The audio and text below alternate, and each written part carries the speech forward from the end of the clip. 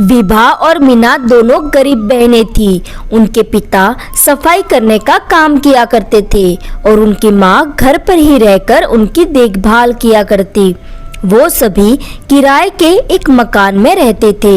उनके पिता मोहन ने दोनों बहनों को सरकारी स्कूल में पढ़ने के लिए डाल दिया था। मोहन की कमाई से जैसे तैसे घर चलता, लेकिन एक दिन अनहोनी घटी। मोहन का हार्ट अटैक से निधन हो गया। विभा और मीना की माँ छाया पर तो जैसे पहाड़ ही गिर पड़ा। अपने पति के जाने का गम तो उसे था ही, पर अब उसे अपनी बेटियों की चिंता सताने लगी। उसने मन ही मन ये ठान लिया कि विभा और मीना को अपने पिता की कमी खलने नहीं देगी। उसने घर घर जाकर काम करना शुरू कर दिया। उससे जो भी पैसे मिलते उसे घर खर्च और दोनों बहनों की पढ़ाई में लगाने लगी। समय बीतता गया। विभा और मीना भी बड़ी हो गई और छाया बूढ़ी। अब उससे ज्यादा काम नहीं हो पा रहा था। बस माँ, अब बहुत हो गया।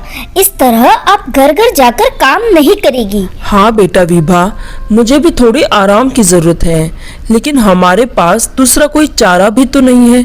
अगर मैं काम नहीं करूंगी तो घर में 4 पैसे कहाँ से आएंगे। अभी तो तुम दोनों की सिर्फ पढ़ाई ही पूरी हो पाई है। अरे अभी तो तुम दोनों के लिए लड़की भी तो ढूंढने हैं। तुम दोनों की शादी के लिए भी तो पैसे जोड़ने बाकी हैं। अगर मैं काम नहीं करूंगी तो ये सब कैसे होगा, बताओ जरा। माँ, हम दोनों इतनी जल्दी शादी नहीं करने वाली। माँ विभा सही बोल रही है। अब से तुम काम पर नहीं जाओगी। जब भी तुम दूसरों के घर झाड़ू पोछा लगाने जाती, हमें बिल्कुल भी अच्छा नहीं लगता था। अब से तुम काम नहीं करोगी माँ। नहीं बेटा, ऐसा नहीं कहते। जब से तुम्हारे पिताजी गए हैं तब से इसी काम की वजह से हमारा जीवन बीता है। कोई काम छोटा बड़ा नहीं होता।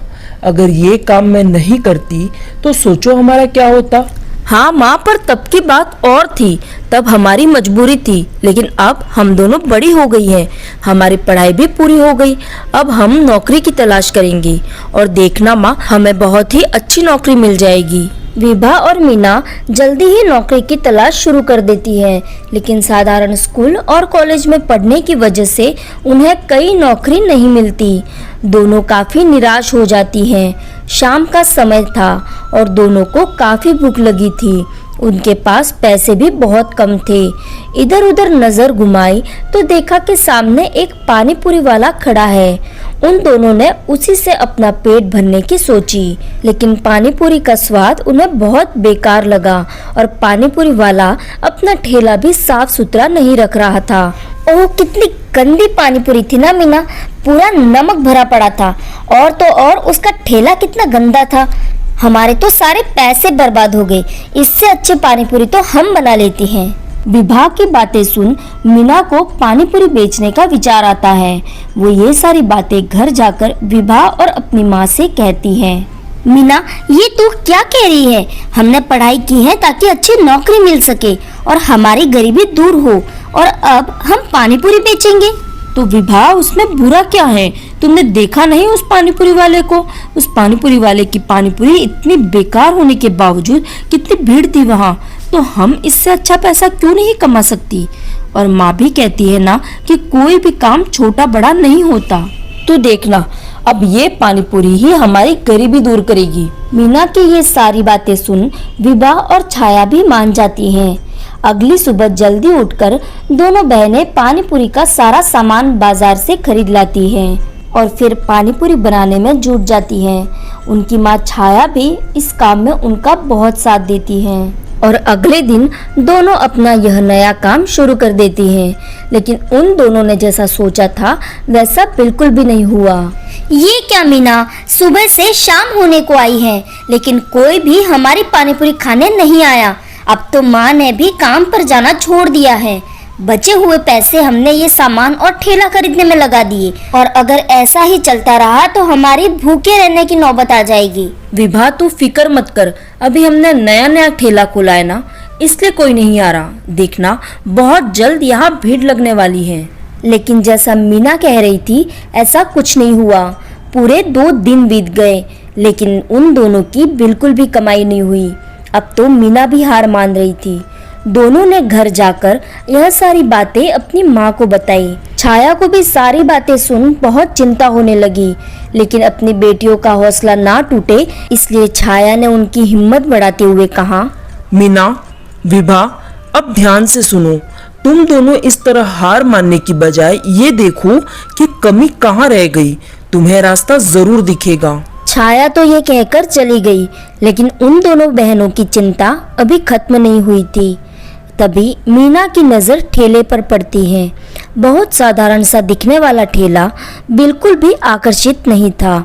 ये सब देखकर मीना विभा से कहती है, देखो विभा, मुझे एक सुझाव आया है। हमें सबसे पहले तो इस ठेले को आकर्षित बनाना होगा। देखो कैसे पुराना सा लग रहा है। पहले तो हम इसे अच्छा सा कलर करते हैं और इसका अच्छा सा नाम रखते हैं। लेकिन क्या नाम रखें? बीए पानीपुरी वाली। क्या? हाँ मीना, बीए पानीपुरी वाली। अरे हमारी पढ़ाई कहीं तो काम आए। और मीना, हम एक और काम करते हैं। हम एक पानी की जगह 6 अलग अलग पानी वाली पानीपुरी बेचेंगे। ऐसी पानीपुरी दूर दूर तक कोई नहीं बेचता। मीना को विभा की यह बातें अच्छी लगती हैं और दोनों बहनें अगले दिन इस काम में जुट जाती हैं। पहले तो वो अपने ठेले को बहुत ही सुंदर कलर करती हैं और अपनी माँ की मदद से 6 अलग अलग तरह के पानी तैयार कर लेते हैं और अगले दिन अपने बीए पानीपुरी वाली का ठेला लेकर निकल पड़ती हैं और उनका यह आइडिया काम कर जाता है। धीरे धीरे वहाँ भीड़ जमा हो जाती है क्योंकि ऐसा यूनिक नाम पहली बार सबने सुना और उनका ठेला भी आकर्षण का केंद्र बन गया था। और पानीपुरी का स्वाद तो अच्छा था ही, इसलिए भीड़ इकट्ठा होने में देर नहीं लगी। उस दिन दोनों बहनों ने 3000 रुपए की कमाई करी थी और ऐसे ही उन दोनों बहनों का ये बिजनेस चल पड़ता है। ऐसे ही समय बीतता गया और अब वो दोनों बहनें बीए पानीपुरी वाली के नाम से फेमस हो जाती हैं। बहुत कम समय में ही वो अपनी माँ के लिए एक अच्छा सा घर खरीदती हैं और अपने बिजनेस को बढ़ाते हुए बीए सिस्टर्स के नाम से रेस्टोरेंट भी खोलती हैं। ऐसी ही कहानियाँ देखते रहने के लिए हमारे चैनल को सब्सक्राइब करें। वीडियो अच्छा लगा हो तो इसे लाइक करें, चैनल को सब्सक्राइब करें एंड शेयर करें। धन्यवाद।